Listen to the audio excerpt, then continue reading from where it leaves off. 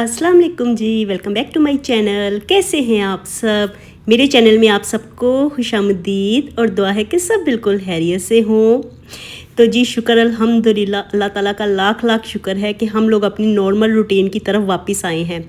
और इतने दिनों से मैंने कोई भी व्लॉग नहीं बनाया क्योंकि ना तो दिल चाह रहा था और ना ही कोई ऐसा मूड बन रहा था, क्योंकि जैसे हालात बने हुए थे तो इसमें कोई भी व्लॉग बनाने को दिल नहीं चाह रहा था। और मुझे लगता है सबकी ही ऐसी कैफियत थी और बस अल्लाह ताला से यही दुआ थी कि हर तरफ खैर रखें, जहाँ से भी खबर आए खैर की खबर आए, अल्लाह पाक अमन सुकून सलामती रखें। क्योंकि जंग सिर्फ तबाही लाती है और मरती दोनों तरफ की आवाम है, इसलिए कभी भी जंग की ख्वाहिश नहीं करनी चाहिए बशर्ते कि वो आप पे मुसल्लत न कर दी जाए। और अपने रब से हमेशा रहम की दुआ मांगनी चाहिए। और हमारा मुल्क पाकिस्तान अमन सलामती का गहवारा है, इसी तरह से यहाँ पे बसने वाले लोग भी चैन सुकून और अमन से रहने वाले, प्यार मोहब्बत से रहने वाले लोग हैं। तो चलिए शुक्र अल्हम्दुलिल्लाह कि हम लोग अपनी नॉर्मल रूटीन की तरफ वापस आए हैं, हालात नॉर्मल हुए हैं। तो आज हम अपने व्लॉग का भी आगाज़ कर लेते हैं। और ये व्लॉग मैंने कल संडे को बनाया था, तो वही मैं आपके साथ शेयर करने लगी हूँ। तो संडे था, बच्चे घर थे, तो इसलिए मेरा दिल चाह रहा था कि आज कोई स्पेशल सा नाश्ता बना के खाया जाए। और वैसे भी कितने दिनों से मेरा दिल चाह रहा था मिस्सी रोटियां बनाने के लिए, तो एक आधी रेसिपी ना मेरी आंखों के सामने से गुजर गई थी और तब से ही मेरा दिल चाह रहा था कि मैं भी मिस्सी रोटी बनाऊंगी। बस फिर आज मुझे मौका मिल गया और फटाफट से फिर मैंने मिस्सी रोटियाँ बना ली थी और नाश्ता करके हमें इतना ज़्यादा मज़ा आया अल्हम्दुलिल्लाह कि क्या ही बताऊँ आपको। और उसके बाद ना फिर मैं यहाँ पर बना रही हूँ पालक।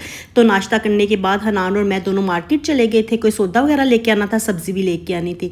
तो चिकन का एक पैकेट मेरे पास पड़ा हुआ था फ्रीज किया हुआ, उसको मैंने निकाल के रख दिया था कि ये खुल जाएगा थोड़ी देर में ना, डीफ्रोस्ट हो जाएगा, उतनी देर में मैं पालक बना लेती हूँ। तो ये मैं पालक लेके आई थी मार्केट से और काफ़ी फ्रेश थी पालक, तो मैंने सोचा आज के आज ही बना के ना खा लेते हैं, पालक चिकन आज मैं बनाने लगी हूँ। तो यहाँ पे खड़े होके ना मैं फटाफट से पालक का ही बनाने का काम कर रही हूँ, क्योंकि इसको लेके ना अगर मैं कमरे में जाके आराम से बैठ के बनाती ना तो वहाँ पे वैसे सुकून तो होना था, मैंने आराम से बैठ के बना लेना था, लेकिन ना फिर वहाँ पे गंद काफ़ी ज़्यादा पड़ जाना था। तो आज संडे था, हेल्पर आई नहीं थी, तो इसलिए मैंने सोचा कि यहाँ पे खड़े होके ही ना मैं पालक बनाने का काम कर लेती हूँ। बस इसको बनाने का ही काम होता है, जब ये बन जाती है तो पक तो मिनटों में जाती है। तो बस बना लिया मैंने, बना के अब मैं इसको अच्छे से धो लूँगी। इसमें काफ़ी ज़्यादा मिट्टी रेत वगैरह होती है ना, तो इसलिए मैं इसको 2 पानी इस तरह से डुबो के तो फिर टोकरी में निकाल के तो इस तरह से खुले पानी के साथ धोती हूँ, ताकि सारी रेत मिट्टी वगैरह इसमें से निकल जाए। और चिकन को भी मैंने पानी में डुबो के रख दिया था कि ये खुल जाएगा फटाफट से। तो चलिए यहाँ पे मैं पालक को धोने का ही काम कर रही थी।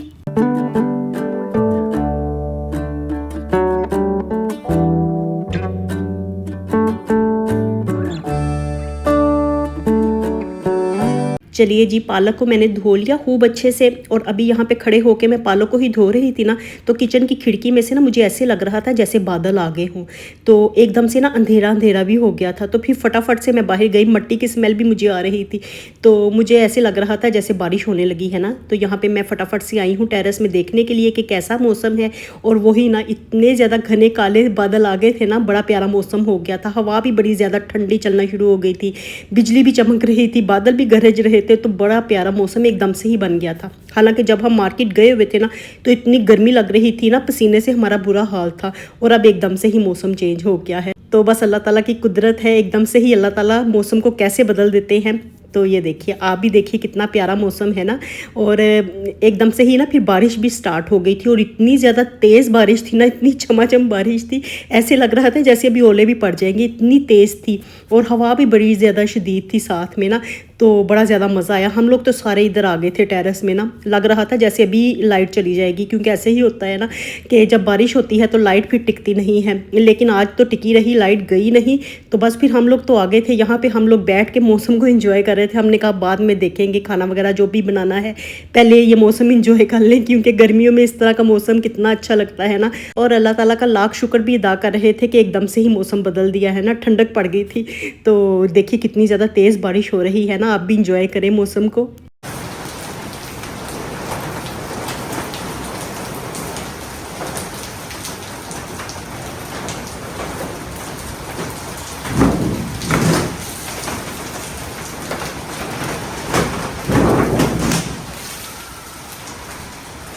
और फिर बस मौसम को एंजॉय करने के बाद काफ़ी देर टेरेस में बैठने के बाद ना तो हम लोग आ गए थे अब अंदर ना।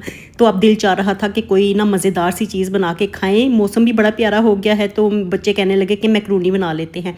और कल का ना मेरे पास सालन थोड़ा सा पड़ा हुआ था शोरबे वाला, तो आलू गोश्त मैंने बनाया था, उसका थोड़ा सा सालन बचा हुआ पड़ा हुआ था, उसमें चिकन था तो मैंने उसकी बोटियों को श्रेड कर लिया। और आलू तो कोई था नहीं क्योंकि आलू मैं कम ही डालती हूँ आलू शोरबे में, तो बस चिकन था तो उसकी बोटियों को श्रेड कर लिया और मैकरोनी को बॉयल करके तो इसमें डाल लिया है। और ये झटपट से हम लोगों ने मैकरोनी बना ली है। तो हम लोग ऐसे ही करते हैं, जब कोई सालन वगैरह बच जाता है ना तो फिर उसमें ना मैकरोनी डाल लेते हैं। जब कोई चिकन का सालन बना हो ना, खाली चिकन कढ़ाई बनाई हो या शोरबे वाला चिकन बनाया हो, तो बस इसी तरह से फिर मैं करती हूँ। जो सालन बच जाता है उसमें मैकरोनी डाल लेते हैं हम लोग। तो बस बड़ा ज़्यादा मज़ा आया, इंजॉय किया काफ़ी ज़्यादा हमने। और उसके बाद अब मैं किचन में आई थी, पेट तो वैसे हमारा भर गया था, अब दिल नहीं चाह रहा था कि रात के लिए कुछ बनाएं। वैसे भी मौसम भी अच्छा था ना, अब किचन में आने को दिल नहीं चाह रहा था। तो फिर मैंने सोचा कि अब पालक धो के मैंने रखी हुई है तो इसको बना ही लेते हैं, कल के लिए काम आ जाएगी। तो यहाँ पे मैं पालक को ही बॉयल करने लगी थी। बस मैंने पालक को ना 2-3 बॉयल दिलवाए और उसके बाद ना निकाल के ना तो मैं इसको ना ठंडे पानी में डाल रही हूँ, ताज़ा पानी जो है ना, क्योंकि इस तरह ना फिर इसका कुकिंग प्रोसेस यहाँ पे ही रुक जाता है और इसका रंग ख़राब नहीं होता। तो पालक चिकन अगर हरा हरा बना हो ना तो फिर बड़ा ज़्यादा मज़ेदार लगता है, देखने में भी अच्छा लगता है। तो इसलिए ना इस तरह से ना मैं 3-4 बॉयल दिलवाती हूँ पानी में और उसको निकाल के ना ठंडे पानी में डाल देती हूँ। और बस फिर उसको ना पानी को ड्रेन कर दिया था मैंने। और यहाँ पे देखिए अब मैं ना चिकन को फ्राई करने लगी थी और इसके लिए पहले मैंने ना खड़े मसाले डाल दिए थे ऑयल में मैं बनाने लगी थी। तो खड़े मसाले आप लोगों ने देख ही लिए होंगे, मैंने आपके साथ शेयर किए हैं, बस वही मैंने डाले, उनको हल्का सा फ्राई किया, साथ में चिकन को फ्राई कर लिया था। और अब एक प्याज मैंने इसमें डाल के तो प्याज को भी मैं चिकन के साथ ही फ्राई कर लूँगी। ये मेरा तरीका है पालक चिकन बनाने का। मैंने कहा चलो आपके साथ रेसिपी मैं शेयर कर देती हूँ। वैसे भी छुट्टियों से पहले मैं आपके साथ रेसिपीज़ को शेयर कर रही थी और आप लोग मेरी रेसिपीज़ को पसंद भी काफ़ी ज़्यादा कर रहे थे ना। तो फिर बस ऐसा सिलसिला टूटा कि कितना ज़्यादा गैप आ गया, 1 हफ़्ता पूरा मैंने फिर कोई व्लॉग बना के आपके साथ शेयर ही नहीं किया। और अब दोबारा से मैंने सोचा कि आपके साथ अपने पालक चिकन की रेसिपी को शेयर कर देती हूँ। चिकन भी फ्राई हो गया, प्याज भी फ्राई हो गया, साथ में मैंने लहसुन अदरक की पेस्ट भी डाल दी थी, उसको भी फ्राई कर लिया।